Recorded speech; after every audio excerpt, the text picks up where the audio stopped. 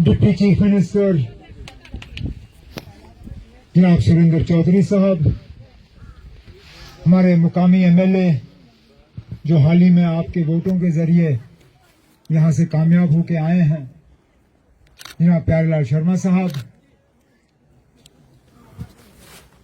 Administration के हमारे DC साहब, एसपी साहब, आज हमारे स्टेट सेक्रेटरी, हमारे स्कूल के प्रिंसिपल, यहां जमा हुए भाइयों, बुजुर्गों, नौजवान साथियों, आप सबको मेरे तरफ से अस्सलाम वालेकुम और आदाब।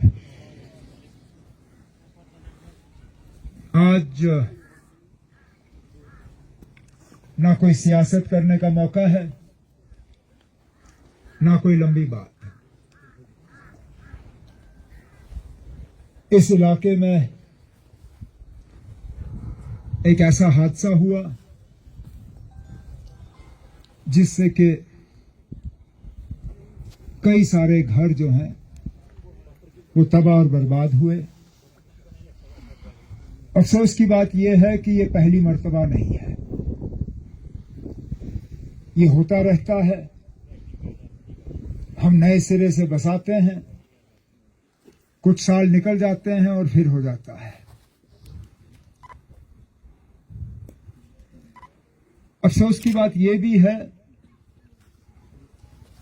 कि बाकी जगहों में हम 21वीं सदी की बात करते हैं,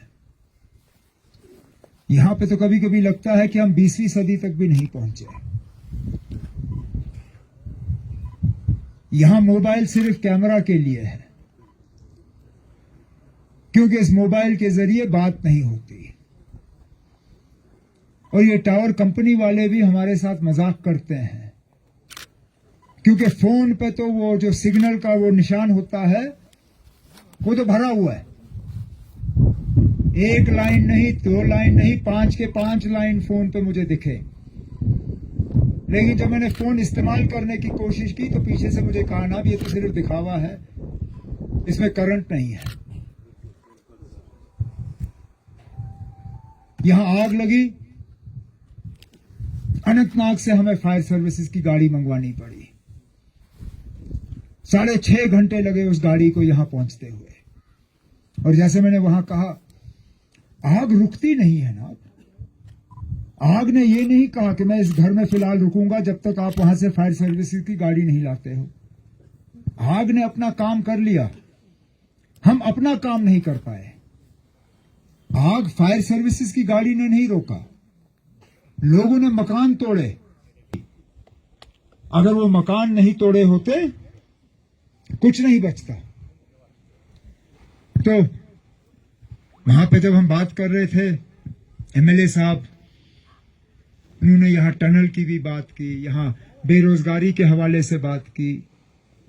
लेकिन मैंने कहा ना, जहां तबाही हुई है उन लोगों के जख्मों पे हम मरहम लगाएं, उन्हें हम ऊपर उठाएं, उन्हें हम दोबारा बसाएं, जो हम करेंगे।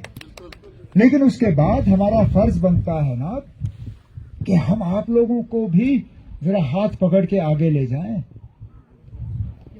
मुझे तो कभी कभी ऐसा लगता है कि इन इलाकों में आप लोग सिर्फ हमें साल में, मतलब 5 साल में एक बार देखते हो। हम आते हैं, वोट लेते हैं, फिर गायब हो जाते हैं और फिर अगले इलेक्शन तक। इसलिए मैंने आज प्यारेलाल जी को कहा श्रीनगर से, मैंने कहा मेरा पहला दौरा यहां पे होगा, आप मेहरबानी करके पहुंचे, क्योंकि मैं लोगों को यह एहसास देना चाहता हूं कि मुश्किल दौर में आप अपने आप को अकेले नहीं पाओगे। ये आपकी हुकूमत है, किसी और की नहीं। और इस हुकूमत की जिम्मेदारी है कि वो आपके मुतालबे और मुश्किलात हल करें। ये वहां पे मैंने मौके पे ऐलान किया है कि यहाँ पे मड़वा वार्डवन में 2 फायर सर्विसेज के जो हैं स्टेशनों का हम इंतजाम करेंगे, ताकि खुदा ना खास्ता अगर दोबारा कहीं पे आग लगे तो हमें 6 घंटे 7 घंटे जो है फायर सर्विसेज की गाड़ी के लिए इंतजार ना करना पड़े।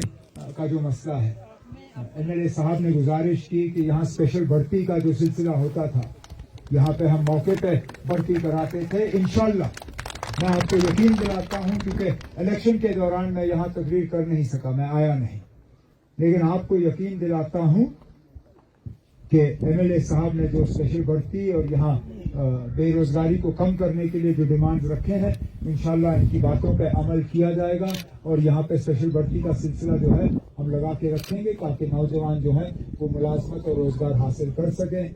बाकी जो टनल का काम है उसके लिए भी हम डीपीआर और प्रोजेक्ट तैयार करके मरकज से बात करेंगे ताकि साल के 6 महीने आप लोग कट ना जाए। नहीं तो क्या फायदा ना। आप किश्तवाड़, मुझे प्रेस वाले ने पूछा, कहा ना है तो ये जिला किश्तवाड़ के साथ, लेकिन इनको ज्यादा आसान होगा अनंतनाग। मैंने कहा ना दोनों एक तरफ से मुश्किल है।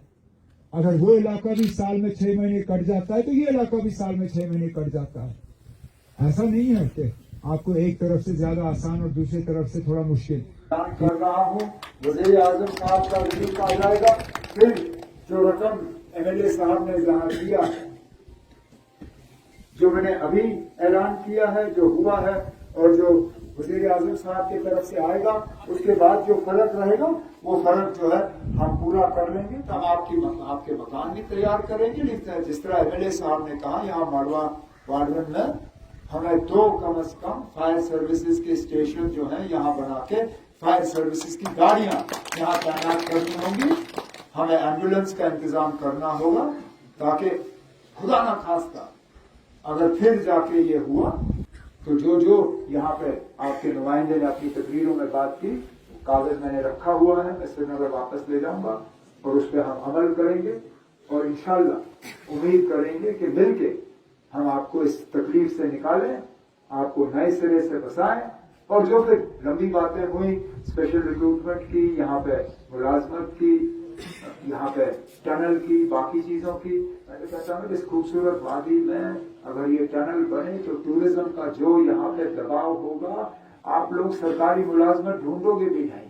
और इंशाल्लाह मैं आपको यकीन दिलाता हूँ कि इन सब चीजों के लिए हम प्रोजेक्ट तैयार करेंगे।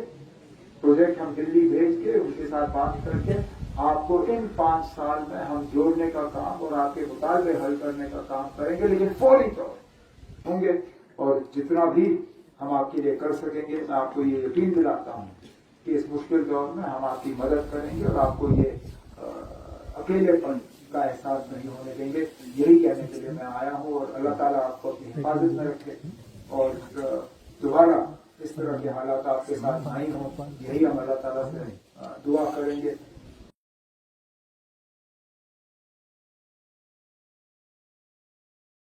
जो भी आपके मुतालबे और मुश्किलात हैं, मौके पर हम ऐलान करके उनको हल करके आपको दे देंगे। यही मैं आपको और आपके एमएलए साहब को यहाँ यकीन देने आया हूँ कि ये हुकूमत आपकी है। हम आपके उम्मीदों के बराबर जो है काम करेंगे और इंशाल्लाह मैं उम्मीद करता हूँ कि जल्दी मुझे दोबारा वापस आके इसी तरह आप सबों से मुलाकात का मौका हासिल होगा। शुक्रिया।